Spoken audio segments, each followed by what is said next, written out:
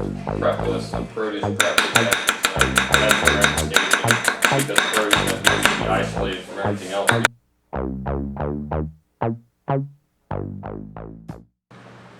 Hey, Mr. Knife Fanatic here. Today I have the Tojiro ITK 240mm Kiritsuke Gyuto.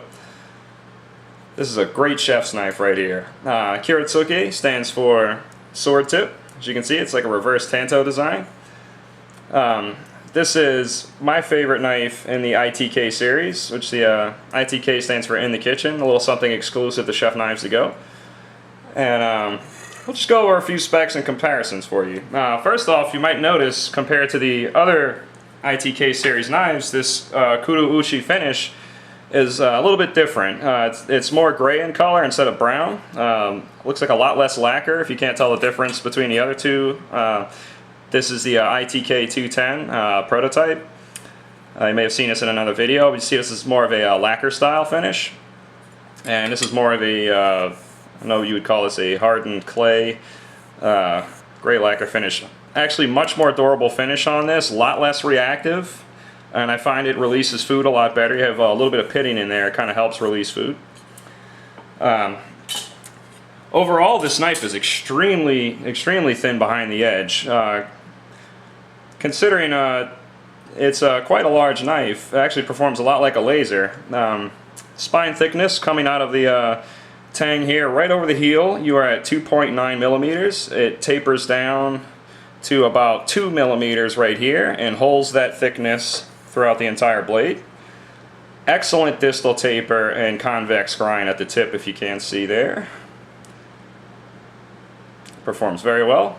This knife weighs about 180 grams. It's 48 millimeters tall at the heel. Comes with a plastic ferrule and hoe wood handle. This ferrule is a little bit different than the one you'll see on a production model. This is, let's see, here's a production one actually. You might be able to see it's a little bit shinier and harder. These prototype knives tend to come a little bit different. Also tell this one too.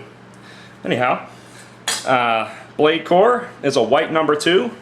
It's hardened, I would say about 61 Rockwell.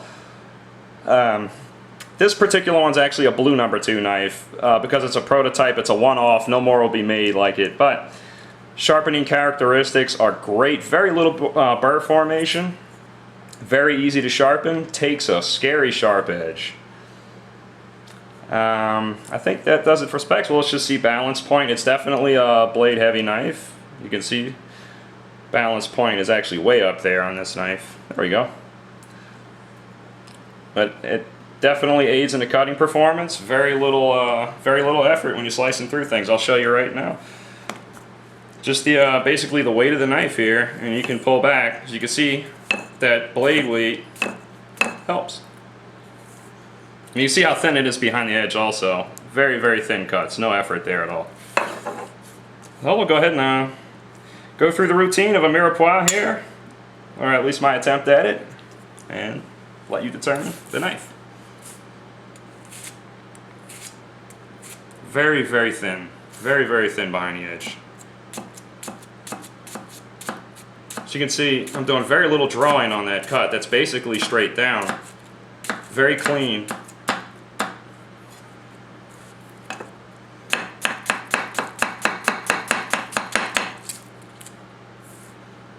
Very nice. I meant to do a review on this knife earlier.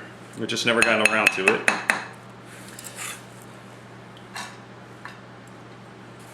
Again, with a high hardness, thin bladed knife such as this, you'd like to stay away from frozen foods and chicken bones. I've seen very bad things happen. But otherwise, this is maybe one of your best vegetable prep knives right here.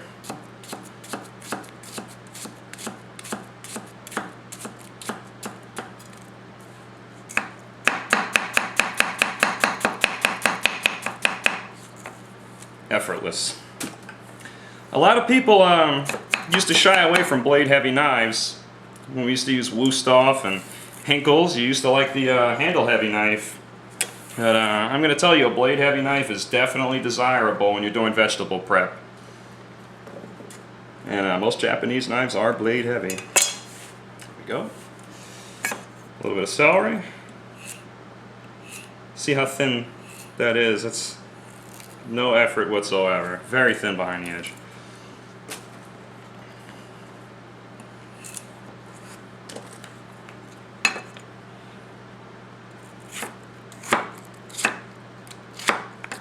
The great thing about this knife, lots of board contact, great for push cutters such as myself. I'm a very big fan of push cutting. This knife will be a dream if you love to push cut. We'll use a few different parts of the blade.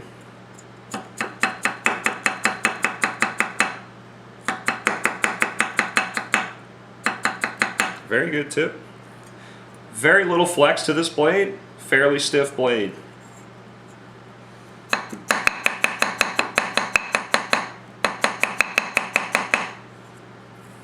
You can rock this blade a little bit if you need be. Try not to go up too high on the tip because it will wobble on you if you do get over that tip. But you can do light rocking such as this for mincing herbs. Definitely not too flat to rock a little bit. You may not want to go up on top of an onion or something like that with it. Effortless cutting. Nice and thin behind the edge. It should sharpen up faster than almost anything you've ever sharpened. The reason why I say when something is thin behind the edge, when you're sharpening it, there's a lot less steel to remove. The amount of metal that you're removing depends on how thick it is and at what angle you're sharpening it. The steeper, the flatter you try to sharpen, the more steel you're going to have to remove. And thicker behind the edge, the more steel you have to remove. So, repeat myself there once, right? No effort at all. Slides right through that carrot. I think we do a 2-inch cut and another 2-inch cut.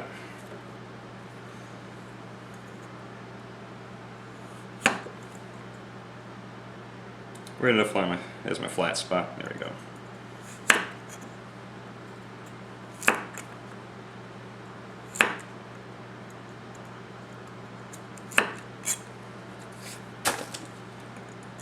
I'll try to trim it up.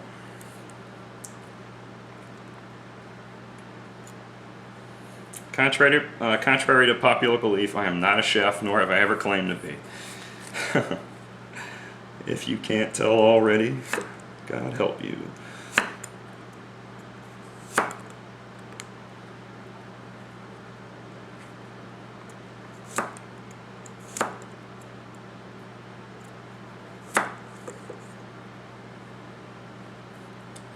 Pretty good precision work for such a large knife. Some people tend to shy away from the Kiritsuke tip because they think it's not as versatile. And on the contrary, it's actually a lot better for detail work, I find. This tip is so thin, it really just gets in anywhere you need it to go.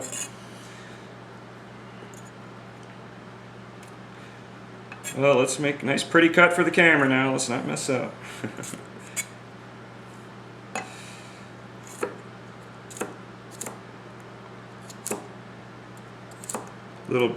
little brunoise, mini brunoise.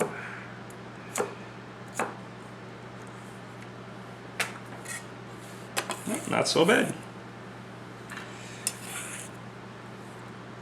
We'll go ahead and chop through this carrot since we know you like to see speed chopping.